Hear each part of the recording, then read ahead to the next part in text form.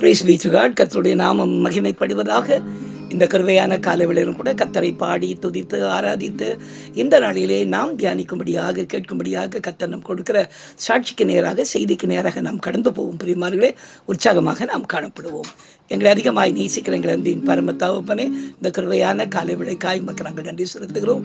காலைதோறும் கருவை புதியதாக இருக்குது என்று சொல்லப்பட்ட வார்த்தையின்படியாக இந்த நாள் முழுவதும் கர்த்தங்களை நடத்துவீராக. உங்களை பாட துதிக்க ஆராதிக்க எங்களுக்கு உதவி செய்யுங்க. இயேசுவின் நாமத்தில் ஜெபிக்கிறோம் எங்கள் ஜீவனுள்ள நல்ல பிதாவே. ஆமேன், ஆமேன், ஆமேன்.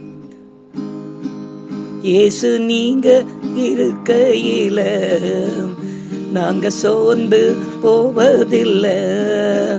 இயேசு நீங்க இருக்கையில நாங்க சோர்ந்து போவதில்லை. நீங்க எல்லாமே பார்த்து கொள்வீங்க, நீங்க எல்லாமே பார்த்து கொள்வீங்க, நீங்க எல்லாமே பார்த்து கொள்வீங்க, நீங்க எல்லாமே பார்த்து கொள்வீங்க. இயேசு நீங்க இருக்கையில நாங்க சோர்ந்து போவதில்லை. அதிசய தேவன் நீங்க தானே, ஆலோசனை கர்த்தர் நீங்க தானே. அதிசய தேவன் நீங்க தானே, ஆலோசனை கர்த்தர் நீங்க தானே. இயேசு நீங்க இருக்கையில நாங்க சோர்ந்து போவதில்லை. இயேசு நீங்க இருக்கையில நாங்க சோர்ந்து போவதில்லை. எல்லாமே எனக்கு நீங்க தானே, எனக்குள் வாழ்பவரும் நீங்க தானே. எல்லாமே எனக்கு நீங்க தானே, எனக்குள் வாழ்பவரும் நீங்க தானே. இயேசு நீங்க இருக்கையில நாங்க சோர்ந்து போவதில்லை. எனக்கு அருமையானவர்களே, இந்த நாளிலே நாம் தியானிக்கும்படியாக கர்த்தர் நமக்கு கொடுக்கிற வார்த்தைக்கு நேராக நாம் கடந்து போவோம். பிரியமானவர்களே, எடுத்து நாம் வாசிக்கலாம். மத்தேயு எழுதிய சுவிசேஷம் 10ஆம் அதிகாரம் 32ஆம் வசனத்தை நாம் வாசிக்க கேட்போம். மனுஷர் முன்பாக என்னை அறிக்கை பண்ணுகிறவன் எவனோ அவனை நானும் பரலோகத்தில் இருக்கிற என் பிதாவின் முன்பாக அறிக்கை பண்ணுவேன் என்று கர்த்தராகிய இயேசு கிறிஸ்து சொல்லுகிறார். பிரியமானவர்களே, ரட்சிக்கப்பட்ட ஜனமாகிய நமக்கு அருளப்பட்ட உன்னத அனுபவத்தை இந்த வசனம் நமக்கு இன்றைக்கு விளக்கி சொல்லுகிறது. அதாவது, இங்கே நாம் வாழும்போது மனுஷர்கள் மத்தியில் நம்மை ரட்சித்த இயேசு எப்படிப்பட்டவர் என்பதை நாம் வைராக்கியமாக அவர்களுக்கு எடுத்து சொல்லும் போது கர்த்தராகிய இயேசு கிறிஸ்து நம்மை குறித்து தமது பிதாவின் முன்பாக நம்மை குறித்து அறிக்கை செய்வதாக வாக்களிக்கிறார் என்பதை இந்த வசனமானது நமக்கு எவ்வளவு நம்முடைய வாழ்க்கை உத்தரவாதம் உள்ளது என்பதை நமக்கு இன்றைக்கு விளக்கி சொல்லுகிறது. பிரியமானவர்களே, இன்றைக்கு நான் சொல்ல போகிற சாட்சி சற்று வித்தியாசமான காரியம்.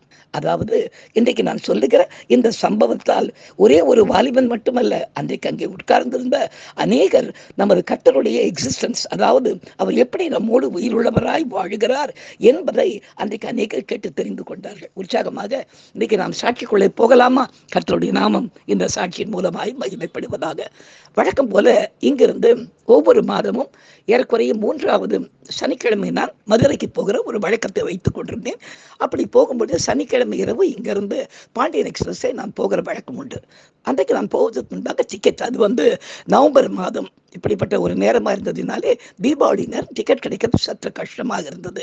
முதல்ல போடும்போது எனக்கு டிக்கெட் கன்ஃபார்ம் ஆகவில்லை. பிற்பாடு போகிற அன்றைக்கு யுவர் சீட் இஸ் கன்ஃபார்ம்ட் அப்படின்னு எனக்கு ஒரு செய்தி வந்தது, ஒரு வாய்ஸ் மெசேஜ் வந்தது. அந்த சீட் இஸ் கன்ஃபார்ம்டு வந்த உடனே நம்ம ஏறி உட்கார்ந்த பிற்பாடு நமக்கு பர்த், அதாவது படுப்பதற்கு இடம் கிடைச்சிடும் அப்படின்ற எண்ணத்தோடு நான் எல்லாத்தையும் எடுத்து வைத்துக் கொண்டிருக்கும் போது ஒரு சின்ன தலையணை ஒன்று நான் வைத்துக் கொண்டிருப்பேன், படுப்பதற்காக வைக்கிற தலையணை. அந்த தலையணை என் கையில் எடுக்கும்போது ஆண்டவர் எடுத்துக்கொள் அப்படின்னு சொன்னார். சரி, ஆண்டவர் சொல்றாருன்னு சொல்லிட்டு அந்த தலையணை எடுத்து, குட்டி தலையணை, அதை எடுத்து நான் வைத்து கொண்டு போய் அன்றைக்கு போய் நான் ஸ்டேஷனுக்கு போயிட்டேன். ஸ்டேஷனில் பயங்கரமான கூட்டம், நிற்கிறதுக்கு இடம் இல்லாமல் ட்ரெயினில் ஜனங்க ஏறி கொண்டிருக்காங்க. இதற்கிடையே நான் போய் இங்கே உட்காரும் போது நான் உள்ளே போன உடனே எனக்கு சீட்டு கன்ஃபார்ம் பண்ணுறதுனால பர்த்தம் கன்ஃபார்ம்டாக இருக்கும்னு சொல்லிட்டு அன்றைக்கு நான் போவதற்காக உள்ளே போய் என்ன பண்ணேன், எல்லாத்தையும் எடுத்து வைக்கும் போது இந்த சைடில் இருக்க இந்த லோயர் சீட்டு 2 சீட் இருக்கும் பாருங்க, அந்த சீட்டில் ஒரு சீட் எனக்கு எதிர இருந்த ஒரு சீட்டு ஒரு தம்பிக்காக அது ரிசர்வ் செய்யப்பட்டிருந்தது. அந்த தம்பியை வந்து உட்கார்ந்தார். வந்து உட்காரும்போதே அவர் ஒரு கால்பந்து ஆட்டக்காரர் என்று நினைக்கிறேன். அந்த ஜெர்சிலேயே, அதாவது போடுவாங்க பாருங்க, ஒரு சின்ன ஷார்ட்ஸு, ஒரு பனியனோடு வந்து ஒரு வாலிப பிள்ளை வந்து உட்கார்ந்தார். அவருக்கு முன்பாக என்னுடைய பெட்டியில் இருக்கிறதால நான் எடுத்து அப்படியே பேக்லேருந்து வெளியே வைக்கும்போது இந்த தலையணை எடுத்து வைத்தேன். வைத்த உடனே அந்த தம்பி சிரித்து கொண்டே, வாலிப பிள்ளை இல்லைங்களா, வேடிக்கை இடத்துல, என்ன அங்கிள் தலையணெல்லாம் கொண்டு வந்திருக்கீங்க அப்படின்னு எனக்கு கேட்டான். நான் குறித்து பார்த்தேன். தம்பியை பார்த்துட்டு சிரிச்சு கொண்டே, படுக்கிறதுக்கு தானே பார்த்தாலும் எனக்கு கொண்டு வருவாங்க அப்படின்னு. நான் அப்படியா, எங்கே படுக்க போறீங்க அப்படின்னு கேட்டான். நான் சொன்னேன், இது இந்த கீழே இருக்கிற பர்த் என்னது தானே, நான் தான் நீங்கள் படுத்துக்கொள்வேன், நீங்கள் மேலே தானே அப்படின்னு. அவர் சொன்னார், கொஞ்சம் மேலே பாருங்களேன் அப்படின்னு சொன்னார். நான் மேலே எடுத்து பார்த்தா யாரோ ஒருத்தர் ஏற்கனவே தூக்கி கொண்டுருக்கான்னு சொன்னப்பா, அவர் எழுப்புப்பா, அவர் தெரியாமல் வந்து ஏறி படுத்துட்டார் போல இருக்குன்னு. இல்லை அவருக்கு மேலே இருக்கிற அந்த இருக்கை அவருடைய இதுதான், அவருக்கு சரியாக தான் படுத்துக்கிட்டு இருக்காரு. நம்ம 2 பேருக்கு சீட்டு மட்டும்தான் அங்கிள் இன்னைக்கு, அதாவது படுக்கிறதுக்கு இடம் இல்லை, நீங்கள் தலையெல்லாம் எடுத்துகிட்டு வந்துட்டீங்க அப்படின்னா. டக்குன்னு என்ன சொல்லிட்டேன்னா, அப்போ எதுக்கு பின்ன என்ன ஆண்டவர் தலையணை எடுக்க சொன்னார் அப்படின்னு. அவன் உடனே டக்குன்னு குனிஞ்சு, ஆண்டவர் தலையணை எடுக்க சொன்னார், எந்த ஆண்டவர் அப்படின்னா. நான் சொன்னேன், நீங்கள் தான் பாஸ்டரா அப்படின்னு கேட்டான். ஆமாப்பா அப்படின்னு. அப்போ ஜீசஸ் உங்களை வந்து தலையணை எடுத்துக்க சொன்னாரா அப்படின்னு கேட்டான். நான் சிரிச்சுக்கிட்டே, ஆமாப்பா அவர் தான்ப்பா எடுத்துக்க சொன்னார் அப்படின்னு. அப்படியா, தலையணை முதுகில் வச்சுட்டு உட்காந்துக்குங்க, ஏன்னா எதிரே தான் நம்ம 2 பேர் உட்கார போகிறோம் அப்படின்னா. நான் சொன்னேன், இல்லையே நானும் படுக்கணுமே கட்டாயம் அப்படின்னா. அப்படியா, நீங்கள் படிக்கவே முடியாது, கொஞ்சம் கெட்டி பாருங்க வெளியே அப்படின்னா. பார்த்தா பயங்கரமான ஜனக்கூட்டம், என்ன பண்ணுறதுன்னு தெரியல. உடனே அவன் சிரிச்சுட்டே சொன்னான், சரி நீங்கள் வயசானது, நீங்கள் ஒன்று செய்யுங்க, நீங்கள் நான் இந்த சீட்டை பிரித்து போட்டுடுறேன், நீங்கள் வந்து என்னுடைய சீட்டில் சேர்ந்து நீங்கள் படுத்துக்குங்க அப்படி. அப்போ நீ எங்கே படுப்ப அப்படின்னா. நான் பரவாயில்ல, நான் சின்ன பையன், நான் கீழே படுத்துக்கிறேன் அப்படின்னாரு. இதையும் அதெல்லாம் வேணாம் தம்பி, நீங்கள் எனக்கு பரிதாபப்பட்டு சீட்டெல்லாம் கொடுக்க வேணாம், அப்போ ஆண்டவர் தலையணை எடுத்துக்க சொன்னார், அது அர்த்தம் இல்லாமல் போயிடுமே அப்படின்னு. ஐயோ, என்ன நீங்கள் இப்படி வைராக்கியமாக திரும்ப திரும்ப ஆண்டவர் தலையணை எடுக்க சொன்னார், தலையணை எடுக்க சொன்னார்னு சொல்கிறீங்க அப்படின்னா. சரி தம்பி, விட்டுடுப்பா, பேசாம பார்க்கலாம்ப்பா அப்படின்னு சொல்லி உட்காந்துட்டேன். உடனே அவன் என்ன பண்ணேன், ஒரு டிக்கெட்டை கொஞ்சம் கொடுங்க அங்கிள் அப்படின்னு சொன்ன. அந்த டிக்கெட்டை வாங்கிட்டு போய் எங்கள் ஓரமாக நின்றுகிட்டு இருந்த டிசிக்கிட்ட போய், இவருக்கு மட்டும் ஒரு பர்த் கொடுத்துருங்க, வயசானவராக இருக்கிறாரு, கொஞ்சம் படுக்க இடம் கொடுத்துருங்க. அவர் சத்தம் போட்டுக்கிட்டே நேராங்கிறது வந்தார், செக் பண்ணிக்கிட்டே வந்தார். எங்கள் இடத்துக்கு வந்த உடனே செக் பண்ணிட்டு அவர் சொன்னார், ஏன்னா உங்களுக்கு என்ன ஐயா பர்த் வேணுமான்னாரு. ஆமாம் ஐயா, எனக்கு சீட்டு கிடைக்கிறதே கஷ்டம், பர்த் கேட்குறீங்க, சீட்டில் உட்காந்துக்கிட்டு போயிடுங்க, வேறு வழி இல்லை, அதான் தம்பி கொடுக்குறேன்னு சொல்கிறாரு, அவருடைய பர்த்தை படுத்துக்குங்க, அவர் கீழே படுத்துக்கிட்டோன்னு சிரிச்சார் அவர். நான் சொன்னேன், இல்லை வேண்டாம் அப்படி யாரையும் நான் கஷ்டப்படுத்த வேண்டாம் அப்படின்னு. உடனே அவன் சிரிச்சுக்கிட்டு எல்லாரும் வந்து சொன்னான், இல்லை அவரை வந்து இயேசு வந்து தலையில் எடுத்துக்க சொன்னாராம், திரும்ப கிண்டல் பண்ணுறான் அவன். என்ன எனக்கு என்னடா இப்படி எல்லாரும் வந்து கிண்டல் பண்ணுறான், அவனே பார்த்து கொண்டிருந்தேன். அவர் சொன்னார், சரி இருக்கட்டும்னு சொல்லிட்டு அவர் என்னை பார்த்து சிரிச்சுட்டு, பெரியவரை கோச்சிக்காதீங்க அப்படின்னு. நான் சொன்னேன், அதெல்லாம் ஒன்றும் இல்லை சார் அப்படின்னு சொல்லி நான் உட்காந்துட்டேன். உடனே அவர் எல்லா இடத்தையும் செக் பண்ணிட்டு, நான் படுத்திருந்த அந்த இடத்துக்கு உட்காந்துருந்த அந்த இடத்துக்கு வந்து அவர் நின்றுட்டு செக் பண்ணிட்டு இங்கே பார்த்தார் இந்த சைடில், அதாவது எங்களுக்கு பக்கத்தில் இந்த 2 பக்கம் 3 சீட் இருக்கும் இல்லைங்களா, 3 பர்த் இருக்கும் இல்லையா, அதில் வந்து கீழ் பர்த்தில் 2 பேர் படுத்துட்டாங்க, மேல் நடுவில் இருக்கிற அந்த 2 பர்த்தில் ஒரு பக்கம் ஒரு அம்மாவும் ஒரு பக்கம் ஒரு சின்ன குழந்தையும் படுத்துக்கிட்டு இருந்தாங்க.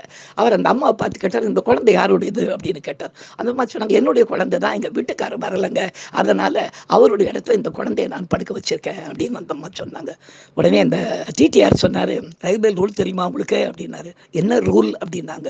இல்லை, உங்கள் வீட்டுக்காருக்கே நீங்கள் டிக்கெட் புக் பண்ணியிருந்தா கூட அவர் வரலன்னா அந்த சீட்டு வேக்கன்ட்டு தான்மா, அது வேற யாருக்காவது தான் கொடுக்கணும், உங்கள் குழந்தைக்கு நீங்கள் டிக்கெட் வாங்கலை, வீட்டுக்காருக்கு தான் வாங்கினீங்க, அதனால அவர் வராமல் போனதுனால அந்த இடத்த நீங்கள் யூஸ் பண்ணிக்க முடியாதுன்னு சொல்லிட்டு, அந்த குழந்தைக்கு உங்கள் பக்கத்தான் போட்டுக்குங்கம்மா அப்படின்னு தூக்கி போட சொல்லிட்டு இந்த பக்கம் என்னை பார்த்து திரும்பி, சார் படுக்க வேணும்னு கேட்டிங்களே, உங்களுக்கு படுக்க ரெடி ஆயிடுச்சு, நீங்கள் படுத்துக்குங்க இதில் அப்படின்னு உடனே சொன்னார்.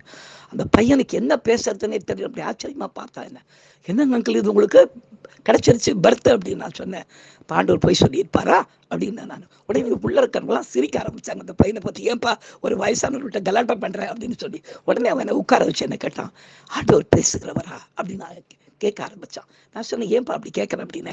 இல்லை, எனக்கு கொஞ்சம் இயேசு குறித்து கொஞ்சம் ஃபெய்த்து உண்டு, ஆனால் இப்படி ஒரு தலையணை எடுத்துக்கிற காரியம் இதிலெல்லாம் கூட ஆண்டவர் ஒரு மனுஷனோட பேசுகிற அனுபவம் உள்ளவரா, நீங்களும் தைரியமாக இந்த நெருக்கத்தின் மத்தியில் என்னை ஆண்டவர் தலையணை எடுத்துக்க சொன்னார், வைராக்கியமாக பேசுனீங்களா அங்கிள், ரொம்ப ஆச்சரியமாக இருக்குது, ஆண்டவர் பாருங்கள் உங்கள் வைராக்கியத்தை பார்த்து உங்களுக்கு ஒரு இந்த இடத்துல ஒரு இடத்த உங்களுக்குன்னு ஒரு பெட்டை உங்களுக்கு ப்ரிப்பேர் பண்ணி கொடுத்துட்டாரு பாருங்க. இப்போ அங்கே உட்காந்துருந்தவங்க எல்லாம் சொன்னாங்க, ஏன்பா தம்பி பெரியவர்கிட்ட எதுக்குப்பா விளையாடுற, அவர் ஒரு பாஸ்டர் வேற அப்படின்னாரு. உடனே அங்க இருக்கிறவங்க என்ன பார்த்து கேட்டாங்க, ஐயா இந்த மாதிரி இயேசு கிறிஸ்து பேசுகிற அனுபவம் உள்ளவரா அப்படின்னாங்க. ஒரு 3-4 பேர் கேட்ட உடனே எனக்கு ஆச்சரியமா இருந்தது. சொன்னேன், ஏன் உங்களுக்கு ஏதாவது சாட்சிகள் சொல்லணுமான்னு கேட்டேன். இல்லை கொஞ்சம் சொல்லுகிறேன். நான் ஒரு 4 என்னுடைய வாழ்க்கையிலே கர்த்தர் எப்படி என்னோடு இடைப்பட்டார் என்று அந்த நாட்களிலே எனக்கு எப்படி ஊழியத்து கிடைச்சார் என்னுடைய சாட்சியை அந்த நாளிலே இவர்கள் விளக்காம ஒரு அரை மணி நேரம் அவங்க மத்தியில் நின்று சாட்சி கொடுக்க கர்த்தர் எனக்கு கிருபை செய்தார். எனக்கு அருமையானவர்களே, நாம் வைராக்கியமாக ஆண்டவரோடு வாழும்போது கர்த்தர் நம்மை பரலோகத்திற்க பிதாவிடத்திலே நம்மை குறித்த அறிக்கை செய்வதற்கு முன்பாக இந்த பூமியிலேயே கூட நமக்கும் அவருக்கும் இருக்கிற அந்த தெய்வீகமான உறவு எவ்வளவு அருமையானது என்பதை ஜனங்கள் மத்தியிலே அவருடைய வைராக்கியமான செய்கைகளின் மூலமாக காண்பிக்க அவர் சித்தம் உள்ளவராய் இருக்கிறார் என்பதற்காக தான் இந்த சாட்சி இன்றைக்கு உங்களுக்கு நான் சொல்ல கர்த்தர் எனக்கு கிருபை செய்தார். உற்சாகமாயிருங்கள். மனுஷர் முன்பாக தைரியமாக உங்களுக்கும் ஆண்டவருக்கும் உள்ள உறவை அறிக்கை செய்யுங்க. கர்த்தர் உங்களுக்காக பெரிய காரியங்களை செய்வார். நாம் செபிக்கலாம். எங்களை அதிகமாய் நேசிக்கிற அன்பின் பரம தகப்பனே, எங்களுக்காய் வைராக்கியம் பாராட்டுகிறவரே உமக்கு நன்றி ராஜா.